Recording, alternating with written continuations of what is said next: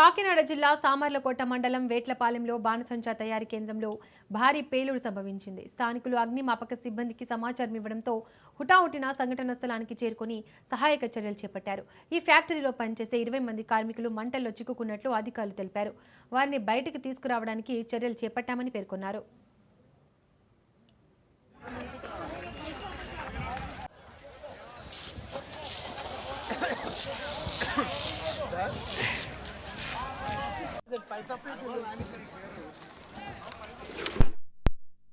ఈ మంటల్లో చిక్కుకొని పలువురు కార్మికులు మృతి చెందారు. మరికొందరు పరిస్థితి విషమంగా ఉండడంతో అధికారులు వెంటనే స్థానిక ప్రభుత్వ ఆసుపత్రికి తరలిస్తున్నారు. మృతుల సంఖ్య పెరిగే అవకాశం ఉందని అధికారులు తెలిపారు. ప్రాథమికంగా భద్రతా ప్రమాణాలు పాటించకపోవడం లేదా పేలుడు పదార్థాల నిల్వలో నిర్లక్ష్యం కారణమే ఉండవచ్చని అధికారులు అనుమానిస్తున్నారు. ఘటనపై కేసు నమోదు చేసి దర్యాప్తు ప్రారంభించారు.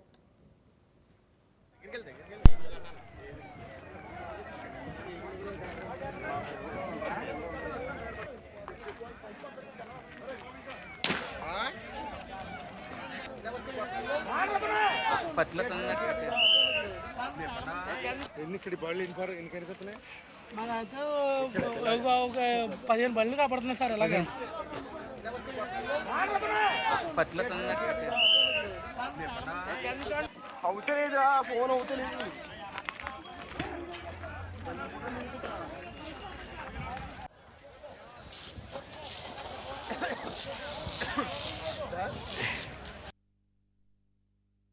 కాకినాడ జిల్లా సామర్లకోట మండలం వేట్లపాలెంలో బాణసంచా తయారీ కేంద్రంలో భారీ పేలుడు సంభవించింది. స్థానికులు అగ్నిమాపక సిబ్బందికి సమాచారం ఇవ్వడంతో హుటాహుటిన సంఘటనా స్థలానికి చేరుకుని సహాయక చర్యలు చేపట్టారు. ఈ ఫ్యాక్టరీలో పనిచేసే 20 మంది కార్మికులు మంటల్లో చిక్కుకున్నట్లు అధికారులు తెలిపారు. వారిని బయటకు తీసుకురావడానికి చర్యలు చేపట్టామని పేర్కొన్నారు.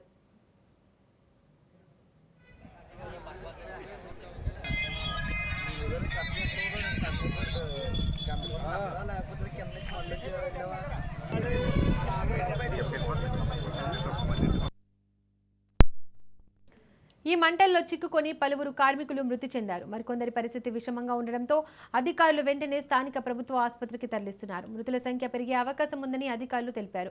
ప్రాథమికంగా భద్రతా ప్రమాణాలు పాటించకపోవడం లేదా పేలుడు పదార్థాల నిల్వలో నిర్లక్ష్యం కారణమే ఉండవచ్చని అధికారులు అనుమానిస్తున్నారు. ఘటనపై కేసు నమోదు చేసి దర్యాప్తు ప్రారంభించారు.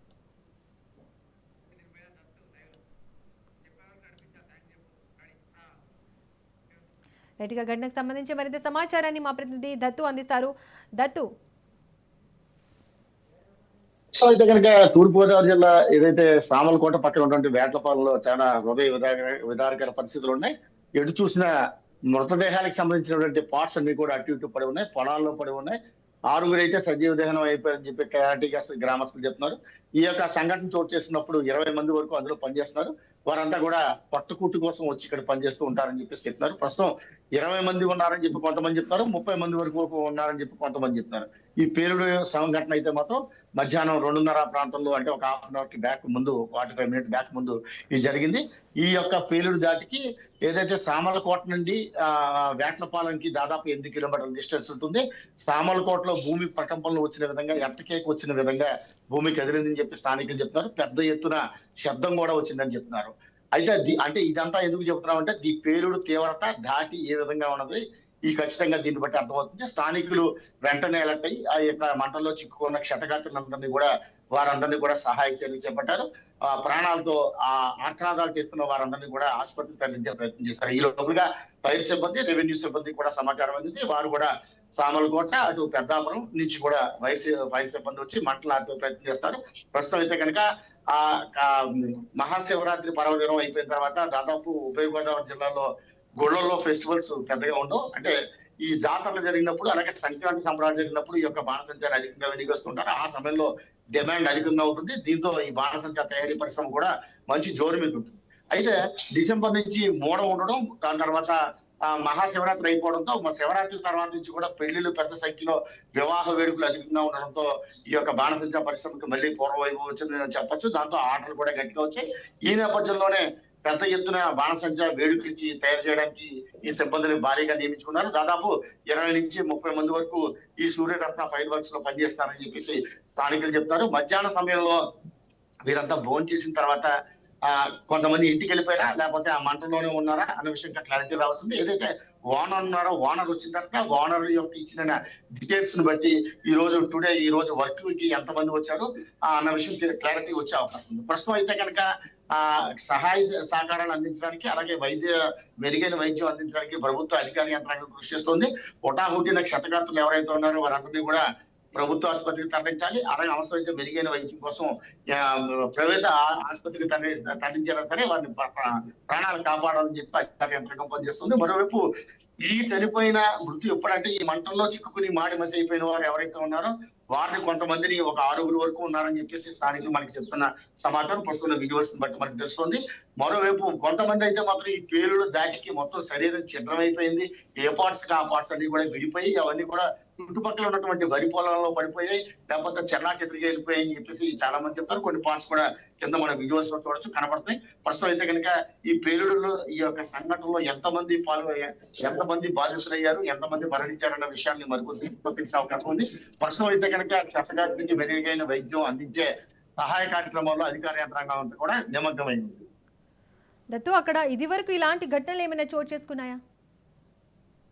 వేట్లపాలెం చుట్టుపక్కల ప్రాంతాల్లో ఇటువంటి నిజంగా అంటే మనం వాడకూడదు, కానీ ఇదంతా నిచ్చికుచ్చుగా మారింది.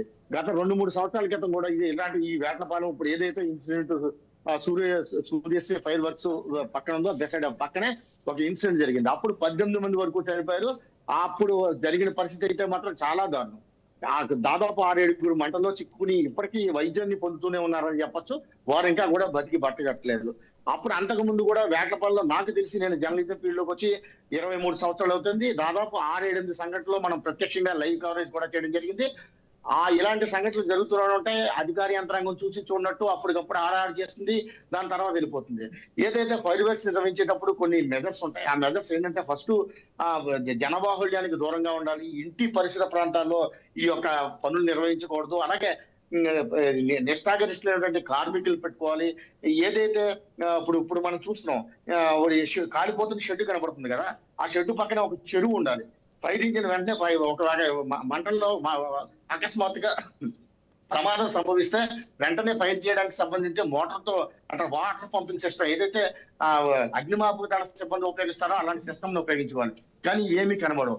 దాంతో పాటు ప్రతి లైసెన్స్ ఏదైతే ఫైర్ వర్క్స్ సంబంధించినటువంటి భద్రతా పరిమాణాలు ఉంటాయి, వాటిని ఎక్కడా పాటించరు. లైసెన్స్ ప్రతి ఏడాది రెన్యువల్ చేసుకోవాలి. అందులో పనిచేస్తున్న వాళ్ళు ఎంతమంది, వాళ్ళకి ఎటువంటి ఇన్సూరెన్స్ చేయించారు, అలాగే మనం ఉపయోగించి ఈ కర్మాగారానికి ఇన్సూరెన్స్ ఉందా లేదా, అనుమతి ఉందా లేదా, ఇవన్నీ ఎవరు ఏమి పట్టించుకోరు. ఇలా ప్రమాదం జరిగినప్పుడు మాత్రం నానా హడావుడి చేస్తారు, నానా యాగి చేస్తారు, 4-3 తీసుకెళ్లి లోపలేసి పక్కనట్టు వదిలేస్తారు తప్ప మరి ఏ పని చేయరు. ప్రస్తుతం నిర్వహిస్తున్నటువంటి దానికి అనుమతి ఉందా లేదా తెలియదు. దీంతో పాటు ఈ వేటలపాలెంలోనే మరి ఒక అధికారికంగా లైసెన్స్ ఉన్నటువంటి ఆథరైజ్డ్ లైసెన్స్ ఉన్నటువంటి ఒక 4-5 నుంచి 6 వరకు కర్మాగారాలు ఉన్నాయి. అలాగే భారతీయ పరిశ్రమలు ఉన్నాయి. అలాగే అనాథరైజ్డ్ గా ఒక 10-15 వరకు ఉన్నాయి. వాటిలో ఏం జరుగుతుంది, ఒక 2019-18 కాలంలో కూడా పిఠాపురం పక్కన ఉన్నటువంటి వాకతిప్ప అనే గ్రామవాది కూడా ఇలాంటి వైరస్ సంభవించింది. అది దీపావళికి ముందు సంబంధించింది. అప్పుడు 25 మంది చనిపోయారు. అప్పుడు కూడా అధికార యంత్రాంగం ఇదే హడావడి చేసింది. తర్వాత ఏం జరిగిందో తెలియదు. నిజంగా కనుక అధికార యంత్రాంగం కళ్ళు తెరిచి సరిగ్గా చేస్తుంటే కనుక ఈ రోజు ఈ ఫైర్ వర్క్ తో ఈ ప్రమాదం సంభవించి ఉండేదే కాదు. మరోవైపు అసలు ఎక్కడైతే ఫైర్ వర్క్ జరుగుతుందో ఆ చుట్టుపక్కల ప్రాంతాల్లో కనీసం వంట చేసుకోవడానికి స్టవ్ కూడా వెలిగించకూడదు. చుట్టా బీడీ సిగరెట్ తాగి అలవాటు ఉన్న వాళ్ళు ఆ చుట్టుపక్కల ప్రాంతాల్లో ఉండకూడదు. మరోవైపు రానివ్వకూడదు. ముందు జంట తీసుకోవాల్సిన అధికార యంత్రాంగంతో పాటు ఏదైతే కర్మాగారాన్ని ఈ పరిశ్రమను నిర్వహిస్తున్నారో ఆ యజమానులు ఖచ్చితంగా చేయాలి. ఇవన్నీ ఎక్కడ చేసినట్టు కనబట్టలేదు.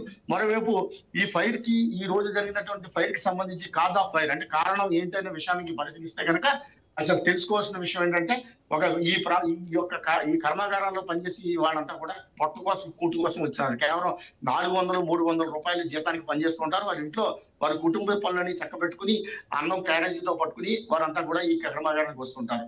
వారు వచ్చిన తర్వాత వారు ఏదైతే గంధకం, పొటాస్, అలాగే ఆ సూర్యకారం ఇలాగా కొన్ని మిశ్రమాలు ఉంటాయి. ఈ మిశ్రమాలన్నింటినీ కూడా అంటే ఫైర్ మనం ఏదైతే వేడుకల్లో కావచ్చు, జాతరలో కావచ్చు, మన కళ్ళు మిరుమిట్లు కొలిపే బాణసంచ అంతా కూడా ఈ కంటిలో చూసే ఆనందం వెనక చాలా విషాదమైన సంఘటనలు ఉంటాయి. దానికి ప్రత్యక్ష ఉదాహరణ ఈ రోజు జరిగినటువంటి ప్రమాదంగా చెప్పుకోవచ్చు. ఏదైతే ఈ రసాయనాల మిశ్రమం ఉంటుందో వీటిని సమపాడులో కలపాలి. కలిపిన తర్వాత వాటిలన్నింటినీ కూడా మనం చూసే అవుట్ ఉంటుంది. అవుట్ పొడుగ్గా గొట్టం మాదిరిగా ఉంటది. అందులో సరైన పాడులో ఈ యొక్క పదార్థాలన్నింటినీ నింపి సరైన ప్రెజర్ పెట్టాలి. ఆ ప్రెజర్ పెట్టినప్పుడే అవి పైకి ఎగురుతూ ఉంటాయి. అంటే మనకున్న క్యాల్కులేషన్స్, మనకున్న పరిజ్ఞానంతో చెప్తున్నమాట. అయితే ఈ కూడేటప్పుడు సరిగ్గా కనుక దాన్ని ప్రెజర్ కనుక ఇవ్వకపోతే అక్కడే బ్లాస్ట్ అవుతుంది. ఆ ప్రమాదానికి అది కూడా ఒక కారణం అయి ఉండొచ్చు. లేకపోతే ఆ కేర్లెస్ గా నిర్లక్ష్యంగా వ్యవహరించి చుట్ట కానీ, సిగరెట్ కానీ, బీడీ కానీ తాగి పక్కన పడేసి ఉండొచ్చు. అది కూడా ప్రమాదానికి కారణం అయి ఉండొచ్చు. మరోవైపు పక్కన వంట చేస్తూ ఒకవేళ టీ తాగడానికి కానీ, కాఫీ తాగడానికి కానీ, లేకపోతే ఇతర అవసరానికి గ్యాస్ స్టవ్ కానీ, లేకపోతే కట్టెల పొయ్యి కానీ వెళ్తుండొచ్చు. అది కూడా ప్రమాదానికి అయ్యే కారణం అవ్వచ్చు. మరోవైపు స్విచ్ వేసిన తర్వాత మనకి అందరికీ స్విచ్ బయట కనబడితే స్విచ్ లోపల కూడా ఫైర్ వస్తుంది. ఫైర్ కూడా ఈ ప్రమాదానికి కారణం అయ్యే అవకాశం ఉంటుంది. అది కూడా ఒక కారణం అయి ఉండొచ్చు. లేకపోతే షార్ట్ సర్క్యూట్ ప్రమాదం అయి ఉండొచ్చు. ఇలా రకరకాల ప్రమాదానికి సంబంధించి రకరకాల కారణాలు ఉంటాయి. ప్రస్తుతం అయితే జరిగిన ప్రమాదానికి సంబంధించి ఎటువంటి కారణంతో ఈ ప్రమాదం చోటు చేసుకుంది అన్న విషయం మీద అధికార యంత్రాంగం దర్యాప్తు చేయవలసి ఉంటుంది. ముఖ్యంగా అధికార యంత్రాంగం ఏదో కంటి తుడుపు చర్యలు, నామమాత్రం చర్యలు కాకుండా సీరియస్ గా ఇన్స్ట్రక్షన్స్ తీసుకోకపోతే మాత్రం పేదల బతుకులు ఇలాగే బుక్ అయిపోతుంటాయి. ప్రస్తుతం అయితే కనుక జరుగుతున్న సంఘటనకి సంబంధించి అధికార యంత్రాంగం ఎవరైతే బతికి బట్టగట్టున్నారో వారందరికీ కూడా క్షతగాతులకి మెరుగైన వైద్యం అందించడానికి విశ్వ ప్రయత్నం చేస్తుందని చెప్పొచ్చు. ముఖ్యంగా ఈ యొక్క ప్రమాదం సంభవించినప్పుడు ఇందులో ఎంతమంది కార్మికులు ఉన్నారు, వారి వివరాలు ఏంటి, వారి కుటుంబ సభ్యులు ఏంటి, వారు ఎక్కడి నుంచి వచ్చారన్న విషయం తెలియవలసి ఉంటుంది.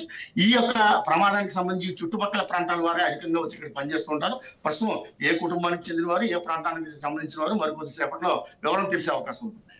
దత్తు, ఎలాంటి అనుమతులు ఉన్నాయో లేవో కూడా తెలియదు, ఎలాంటి ప్రికాషన్స్ కూడా లేకుండా పరిశ్రమ ఎలా రన్ అవ్వగలుగుతుంది?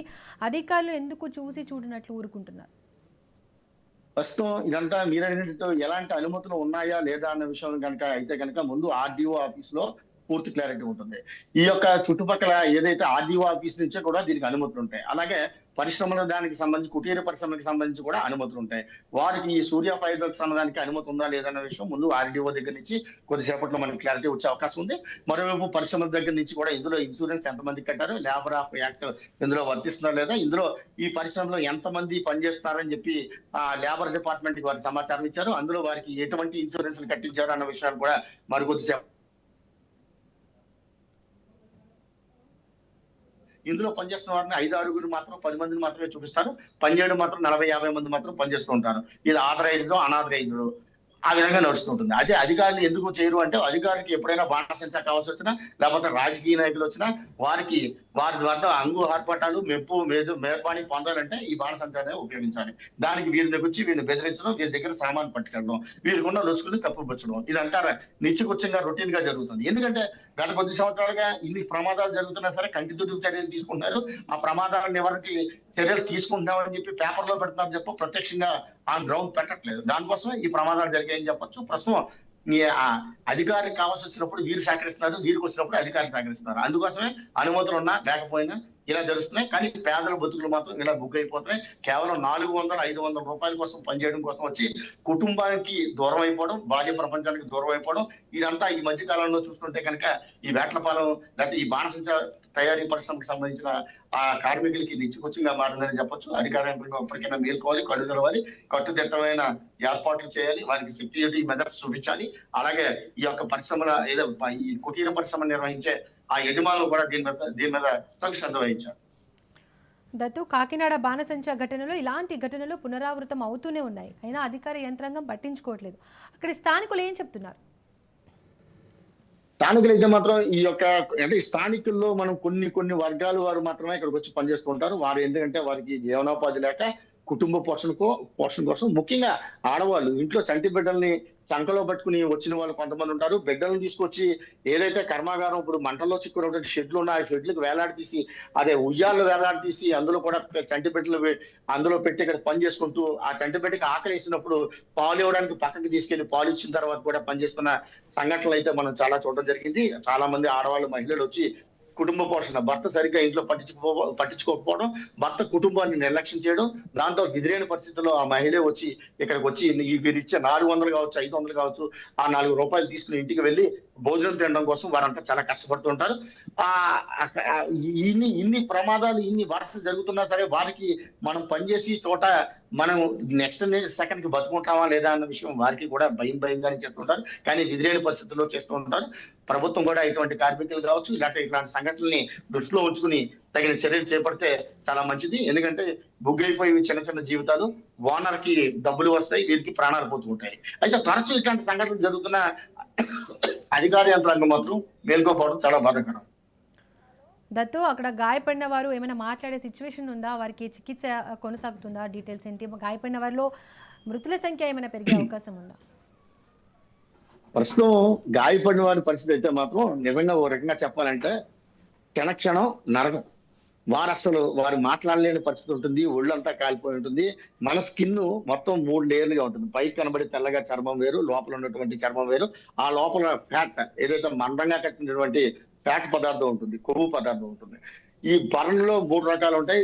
ఫస్ట్ శరీరం మీద ఈ స్కిన్ కాలిపోతే ఇబ్బంది ఏం లేదు, ఆ లోపల స్కిన్ కాలితే ఇబ్బంది లేదు. థర్డ్ లేయర్ కనుక కాలితే వారి పరిస్థితి 80% బర్న్ అయిందంటే కనుక వారి పరిస్థితి బతకడం కష్టం అని చెప్తారు. ఒకవేళ బతికినా అష్ట కష్టాలు, చాలా ఇబ్బందులు పడవలసి ఉంటుంది. ప్రస్తుతం ఇందులో కర్మాగారంలో మంటల్లో చిక్కున్న వాళ్ళ పరిస్థితి అయితే మాత్రం 60% అబౌవ్ బర్న్ అయిపోయిన వాళ్ళే చాలా మంది కనబడుతున్నారు. ఆ 60% అబౌవ్ కన్నా మంటలో చిక్కున్న వాళ్ళు ఇప్పటికే దాదాపు చనిపోయినట్లు, ఒక 5-6 వరకు చనిపోయినట్లు. అంటే ఈ మృతుల సంఖ్య కూడా పెరిగే అవకాశం ఉంది. అయితే క్లారిటీ లేదే చెప్పకూడదు, క్లారిటీ లేదే ధృవీకరించదే మాట్లాడకూడదు అని చెప్పట్లేదు, కానీ మృతుల సంఖ్య కూడా పెరిగే అవకాశం ఉంది. ఈ క్షతగాతుల పరిస్థితి అయితే మాత్రం వారు కోలుకోవడానికి చాలా రోజులు, చాలా నెలల సమయం పట్టే అవకాశం ఉంది. బర్నింగ్ ఇష్యూస్ లో ఏ హాస్పిటల్కి వెళ్ళినా సరే గ్యారంటీ అనేది ఒక 40% లోపు ఉంటేనే గ్యారంటీ ఉంటుంది. 40% అబౌవ్ అయితే మాత్రం డాక్టర్ కూడా ఏం చేయలేని పరిస్థితి ఉంటుంది. ఒకవేళ వైద్యం చేస్తున్నప్పుడు వైద్యానికి శరీరం సహకరించకపోతే ఆ పార్ట్ అంతా కూడా డిస్మాంటిల్ అవుతూ ఉంటుంది. ఇలా రకరకాల ఇష్యూస్ ఉన్నాయి, రకరకాల కారణాలు ఉంటుంటాయి. ప్రస్తుతం అయితే కనుక ఈ మంటలో చిక్కున్న వారంతా కూడా 60% అబౌవ్ బర్న్ అయిన వారందరినీ కూడా ప్రజెంట్ ఆసుపత్రికి తరలించారు. వారికి మెరుగైన వైద్యం అందించడం కోసం వారు ప్రభుత్వ యంత్రాంగం సహాయక చర్యలు చేపట్టిందని చెప్పచ్చు. దత్తు, ప్రెజెంట్ ఘటనా స్థలానికి రాజకీయ నాయకులు కానీ సంబంధిత అధికారులు కానీ ఎవరైనా చేరుకున్నారా? బాధితులను పరామర్శించే ప్రయత్నం చేశారు. ప్రస్తుతం అయితే కనుక అధికార యంత్రాంగం అక్కడికి చేరుకుంది. అధికార యంత్రాంగం ఫైర్ సిబ్బంది కావచ్చు, రెవెన్యూ సిబ్బంది కావచ్చు, రెస్క్యూ టీం కావచ్చు, వారంతా వచ్చారు. క్షతగాత్రులు తరలించేటప్పుడు వారు కూడా స్థానికులు, ముఖ్యంగా స్థానికులు సహాయ సహకారాలు బాగా అందించారని చెప్పొచ్చు. వారితో పాటు అధికార యంత్రాంగం కూడా ఆసుపత్రికి తరలించే ఏర్పాట్లు చేసింది. తగు కట్టుదిట్టమైన ఆసుపత్రి యాజమాన్యాలతో మాట్లాడటం, ఇలాగా భారీ ఫైర్ కి సంబంధించి కొంతమంది క్షతగాత్రులు వస్తారు, వారికి వెంటనే తక్షణం మెరుగైన సహకారాలు అందించినట్టు ఆ స్థానిక ఎమ్మెల్యే చంద్రాజప్ప అధికార యంత్రాంగానికి ఫోన్ చేశారు. ప్రభుత్వం కూడా స్పందించింది, హోంమంత్రి కూడా స్పందించడం జరిగింది దీని మీద ఆ హాస్పిటల్కి సంబంధించి. అయితే నాయకులు వారంతా రావడానికి కూడా ఇప్పుడిప్పుడే జస్ట్ 2:30-2:20 నిమిషాల ప్రాంతంలో ఈ సంఘటన చోటు చేసుకుంది. వారికి సామాజిక మాధ్యమాలు లేకపోతే మన మీడియా ప్రసారాల ద్వారా వారు కూడా సమాచారం తెలుసుకోవడం జరిగింది. వారు కూడా ఇప్పుడు వస్తారు. వచ్చిన తర్వాత ఫస్ట్ ఘటనా స్థలాన్ని పరిశీలించిన తర్వాత క్షతగాత్రుల దగ్గరికి వెళ్తారు. ప్రస్తుతం ఆసుపత్రికి తరలించాలి, వారికి మెరుగైన సహాయ సహకారాలు అందించాలి. కనీసం ఏమాత్రం అవకాశం ఉన్నా సరే వాళ్ళని ప్రాణాలను కాపాడాలన్న ఉద్దేశంతో అధికార యంత్రాంగం మనకున్న అంచనా మడికి ఏర్పాట్లు చేసిందని చెప్పచ్చు. దత్తు, మరణించిన వారికి కానీ గాయపడిన వారికి కానీ ప్రభుత్వం ఎక్స్గ్రేషియా ప్రకటించే అవకాశం ఉందా? మరి కొద్దిసేపట్లో ఖచ్చితంగా ఈ యొక్క ప్రమాదంలో ఎవరైతే ప్రాణాలు కోల్పోయారో వారికి ప్రభుత్వం ఎక్స్గ్రేషియాని గతంలో ఉన్న సందర్భాలు కావచ్చు, ఇప్పుడున్న సందర్భాలు కావచ్చు, ఎక్స్గ్రేషియా ప్రకటిస్తూ ఉంటుంది. అయితే ఎంత ప్రకటించారన్నది మరి కొద్దిసేపులో అధికారంగా ముఖ్యమంత్రి కార్యాలయం నుంచి సమాచారం రావాలి. ప్రస్తుతం అయితే కనుక దాంతో పాటు ప్రస్తుతం అధికార యంత్రాంగం దృష్టి అయితే మాత్రం ఈ సహాయక చర్యలు, ఒకవేళ ప్రాణాలతో ఉన్నవారు ఎవరైతే ఉన్నవారు వారి మెరుగైన సౌకర్యం అందించాలి, వైద్య సౌకర్యం అందించాలి. అట్ ద సేమ్ టైం ఎవరైతే చనిపోయి ఉన్నారో వారి గుర్తుపట్టడం ఇక్కడ అసలు సమస్య. ఏ బాడీ చూసినా సరే అన్ని ఒకే రంగులో మాడి మసిపోయి ఉన్నాయి. అందులో మగవారు ఎవరో ఆడవారు ఎవరో గుర్తుపట్టచ్చు తప్ప ఎవరు ఈ వ్యక్తి పేరు ఇది, ఈ వ్యక్తి ఈ కుటుంబ సభ్యుడు అన్న విషయానికి చెప్పడానికి అవకాశం లేని విధంగా మాడి మసిపోయిన బొగ్గుల మాదిరిగా మృతదేహాలు ఉన్నాయి. మరో కొన్ని బాడీస్ అయితే మాత్రం పార్ట్స్ కింద విడిపోయి చెట్టు దగ్గర ఒక పాటు పడితే పొట్ట దగ్గర ఒక పాటు పడింది. ఆ విధంగా ఉన్నాయి. ప్రస్తుతం వాటిని అన్నింటినీ గుర్తించాలి, సేకరించాలి. అలాగే ఇవన్నీ కుదరకపోతే కనుక DNA టెస్ట్ చేసి వారి కుటుంబ సభ్యులకి DNA టెస్ట్ చేసి తద్వారా ఆ బాడీని వారికి అప్పగించవలసి ఉంటుంది. ఇదంతా జరగాలంటే చాలా పెద్ద ప్రాసెస్. DNA టెస్ట్ అంటే ఇక్కడి నుంచి హైదరాబాద్ పోవాలి. చాలా పెద్ద దీని మీద ఇంకా మరికొన్ని రోజులు సమయం పట్టే అవకాశం ఉంది. ప్రస్తుతం అయితే కనుక క్షతగాత్రులు ఎవరైతే ఉన్నారో వారికి మెరుగైన సహాయ సహకారాలు అందించడానికి అధికారులు తీవ్ర కృషి చేస్తున్నారు. Right Dattu, thank you.